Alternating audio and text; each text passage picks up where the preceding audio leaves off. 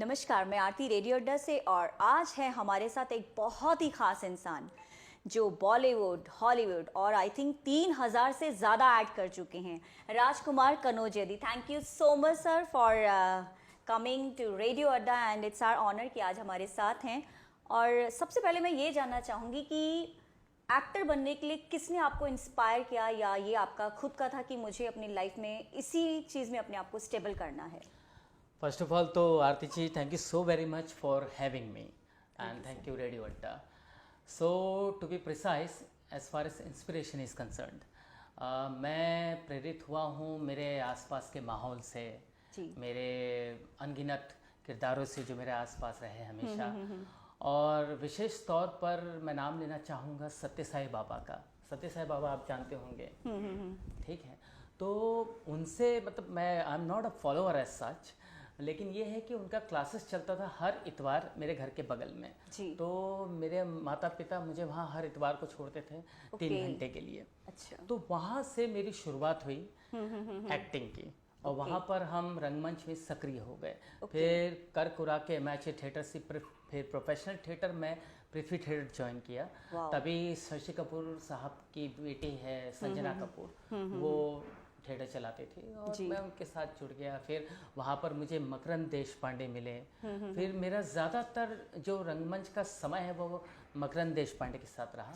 तो मैं बहुत ही सौभाग्यशाली, उनसे बहुत कुछ सीखा मैं। और फिर ऐसे करकुरा के मैं आमिर रज़ा हुसैन और अनगिनत दिग्गजों के साथ मैं काम करता रहा, और थिएटर का सिलसिला इस तरह से चलता रहा। और मैंने जाना ही नहीं कि मैं कब बॉलीवुड की तरफ मैंने अपना रुख किया, और फिर मेरा रुझान फिल्मों की तरफ बढ़ता चला गया। वाह, ग्रेट। पर ये कितना आसान था और कितना मुश्किल था आपके लिए सफ़र? क्या क्या स्ट्रगल थे इसके लिए आपने, जो भी अपनी लाइफ में किया? ऑब्वियसली एक एक्टर को पूरी लाइफ स्ट्रगल करना पड़ता है, तो थोड़ा सा हमें अपने स्ट्रगल के बारे में बताएं। देखिए, सीधी सी बात है, आसान तो कुछ नहीं होता। जी जी जी। लेकिन फिर भी मैं जोर दूंगा कि संघर्ष भी नहीं होता। बिल्कुल। क्योंकि as far as I am concerned, मैं स्ट्रगल नहीं मानता हूँ, मैं मानता हूँ प्रोसेस। ये एक प्रोसेस, एक जर्नी है जो हमें गुजरना होता है। जैसे आपका और मेरा जो संवाद हो रहा है, ये भी एक प्रोसेस है। और ये सब सुनिश्चित का हिस्सा है, एक उसी का ताना बाना है जिसके अंतर्गत हम सब काम करते रहते हो, सदैव आगे बढ़ते रहते हैं। बस ये है कि हाथ में हाथ धरे मत बैठो और छटपटाते रहो, कुछ नया करने को करते रहो। तो इसी तरह से प्रेरणा स्रोत बन जाता है हर कुछ। सच में। तो ऐसा कोई इंसान या कोई ऐसे एक्टर जो आपको बहुत ज़्यादा इंस्पायर करते हैं?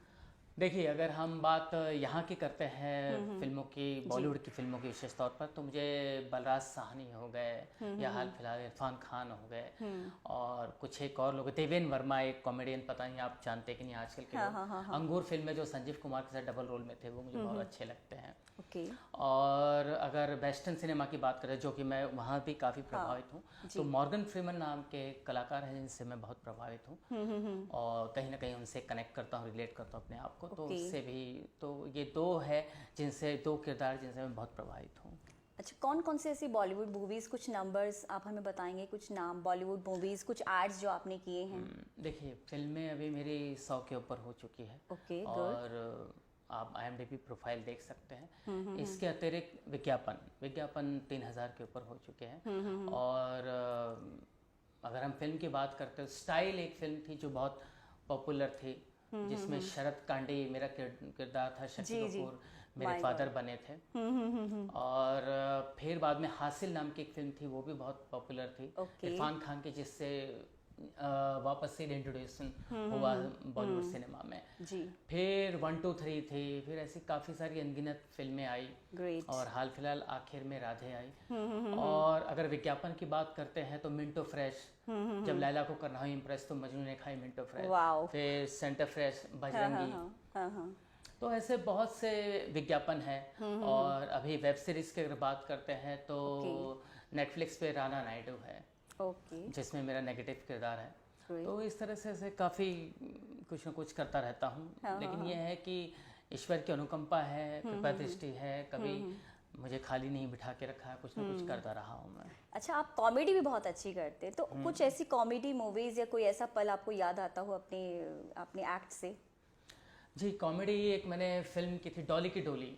Okay. शायद आप जानते होंगे, अरबाज खान ने प्रोड्यूस की थी। Yes, और उसमें सोनम कपूर थे, हाँ, अर्जुन, ये राजकुमार राव, हाँ, वरुण शर्मा, ये सब थे। तो उसमें मेरा बहुत प्रमुख किरदार था, बहुत ही पिवोटल कैरेक्टर था। ओके। तो उसमें कॉमेडी करते वक्त बहुत मज़ा आया, क्योंकि उससे पहले मैंने अरबाज खान के साथ दबंग 2 की थी, जिसके वो प्रोड्यूसर भी थे और डायरेक्टर भी थे। तो उसमें मेरा बहुत ही सीरियस रोल था। तो तभी अरबाज खान कॉन्फिडेंट थे।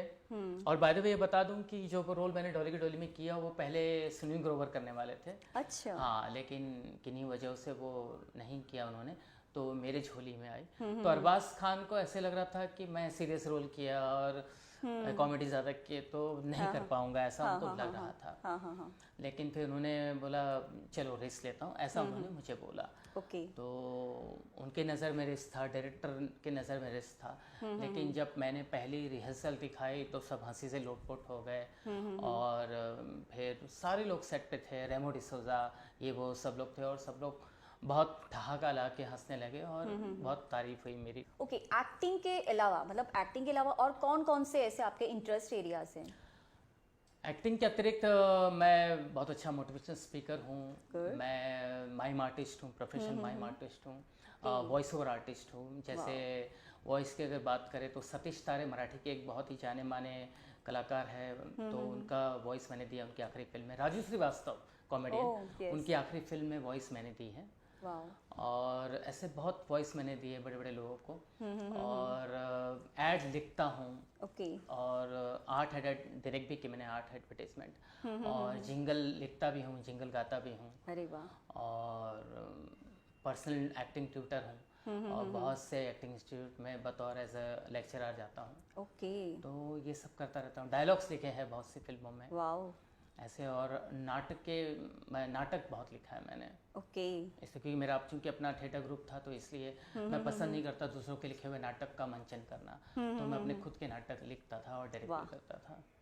तो कुछ डायलॉग्स हम भी सुनना चाहेंगे आपके मूवी से, कोई आपका फेवरेट डायलॉग? देखिए, मेरा मानना यह है कि करते चलो भूलते चलो।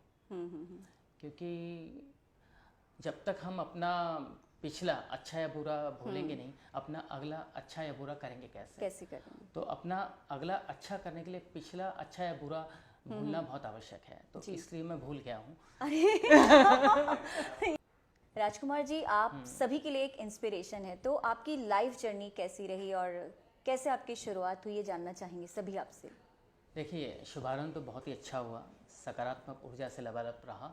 और चूंकि मैं व्यक्तिगत रूप से एक बहुत ही सकारात्मक आदमी हूँ, तो स्वाभाविक है मैं कभी कहीं नकारात्मक ऊर्जा के पास जाता भी नहीं, भटकता भी नहीं। और ज़रा सा भी मुझे कुछ लगता है कि कहीं कुछ खल रहा है मुझे, तो मैं अपने आप को दूर कर देता हूँ। ये मेरी विशेषता है। और यही वजह है कि अपने आप को अभी भी मैं टिका के रखा हूँ यहाँ पर, अपने आप को बचा के रखा हूँ मैं। सच में। तो जर्नी बहुत ही लुभावनी रही, बहुत ही सुहावनी रही। और जाहिर सी बात है, उतार चढ़ाव ये सब पार्ट एंड पार्सल है। अगर अच्छे पल आते हैं तो बुरे पल भी आते हैं, लेकिन मेरा मानना है one has to accept everything and anything gracefully come what may. सही में। मतलब सभी चीज़ों का स्वागत करो आपके जीवन में, ये मेरा मानना। फिर चाहे कितना भी बुरा क्यों ना हो जाए, कितना भी अच्छा क्यों ना आ जाए। और हर एक पल आपको जीने आना चाहिए और डाइजेस्ट करने आना चाहिए। बिल्कुल बिल्कुल, तो सही कहा। इसलिए कभी मुझे दिक्कत नहीं हुई और जर्नी बहुत सुखद अनुभव से भरा रहा मेरा। अच्छा, आपके इस पूरे करियर में कोई एक ऐसा इंसान जो आपको इंस्पायर करते हैं बहुत ज़्यादा, और उनकी कौन सी ऐसी क्वालिटी है जो आपको इंस्पायर करती है? देखिए, टू बी प्रिसाइज, मेरा अभी कोई मेंटोर या गुरु ऐसा सच नहीं है। और मेरा बॉलीवुड में कोई कनेक्शन नहीं, कोई मेरा बाप दादा फूफा भाई भतीजा नहीं है। और मैं ही मैं हूँ। और मैं ही शुरुआत हूँ, मैं ही अंत हूँ। क्योंकि मेरा बेटा भी इसमें नहीं जाना चाहता है और मुझे इस बात का फक्र है। और मैं मानता भी नहीं किसी को गुरु द्रोणाचार्य बनाना या ऐसा वैसा। मेरा मानना है जैसे ईश्वर हमारे भीतर है, वैसे सब कुछ हमारे भीतर रहता है। और हम खुद ही अपनी प्रेरणा स्रोत बन सकते हैं। बहुत बड़ी बात है, आप सेल्फ मेड इंसान। और सच में ये कॉन्फिडेंस तभी आता है जब इंसान अपनी मुश्किलों से और मुश्किलातों से खुद गुजरता है। और बहुत कुछ लर्निंग सेशन यहीं से हो जाता है अपनी ज़िंदगी का। तो आप जैसे एक्टिंग करियर में है, बहुत सारा टाइम आपको देना पड़ता है, तो आप अपनी पर्सनल लाइफ को कैसे बैलेंस कर पाते हैं? देखिए, मेरा मानना है कि जो अक्सर लोग कहते हैं, लोग बाग कि मेरे पास टाइम नहीं है, टाइम नहीं है, हाँ हाँ हाँ। I take it as a very contradictory speech. Just because सबके पास टाइम होता है, हमको आपको टाइम मैनेजमेंट करने आना चाहिए। जो टाइम मैनेज नहीं कर पाता है वो कुछ नहीं कर पाता है। इसलिए मैंने आपको फ़ोन पर ही कहा था, मेरा ये खुद का मानना है कि जो टाइम का नहीं, टाइम उसका नहीं। टाइम उसका नहीं, सच में बिल्कुल तो इसलिए समय का आदर करें, समय का सदुपयोग करें और समय के साथ चले। बिल्कुल सही। और क्या क्या फ्यूचर प्लानिंग्स है सर आपकी, हम थोड़ा सा जानना चाहेंगे इसके बारे में कि अभी फ्यूचर प्लानिंग्स में मतलब एक्टिंग करियर को लेके, या अभी जैसे आपने बताया मोटिवेशनल स्पीकर भी हैं आप इतने अच्छे, तो क्या प्लानिंग कर रहे हैं आप इस चीज़ों को लेके? टू बी ऑनेस्ट, मैं फ्यूचर की प्लान नहीं करता हूँ। मैं कतई नहीं मानता भविष्य में। इसलिए नहीं मानता क्योंकि मैं वर्तमान में जीना पसंद करता हूँ, और मेरा मानना है कि जो वर्तमान सही तरीके से जीता है, जाहिर सी बात है उसका फ्यूचर अच्छा ही होना है। वाह, सही कहा आपने। क्या मैसेज देना चाहेंगे आप हमारी ऑडियंस को, आपकी पूरी जो ये लाइफ जर्नी रही है, इतनी स्ट्रगलिंग और इतनी अच्छी अचीवमेंट्स हैं आपकी, तो क्या मैसेज देना चाहते हैं आप अपनी ऑडियंस को? मैं आपके माध्यम से और रेडियो अड्डा के माध्यम से बस यही कहना चाहूँगा सुनने वाले दर्शकों को कि खुश रहिए हमेशा, because ultimately happiness should be the key. Yes, और उम्र नाम की चीज़ आप पर हावी ना हो पाए, बिल्कुल। और हमेशा be positive, think positive and stay among positive people. बिल्कुल। और पॉजिटिव एम्बियंस बहुत मायने रखता है।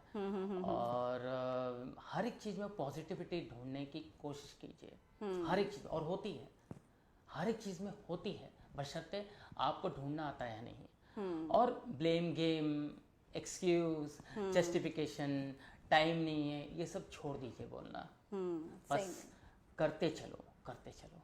सही कहा आपने, करते चलो करते चलो, क्योंकि करने का फल, कहते हैं ना, कर्मों का फल ही मिलता है इंसान को, और उसकी मेहनत ही उसके काम आती है।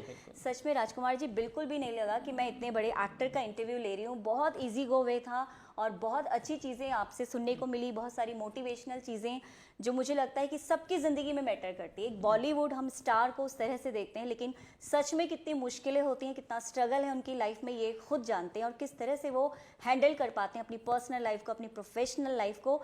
ये भी एक सीख है हम सभी के लिए।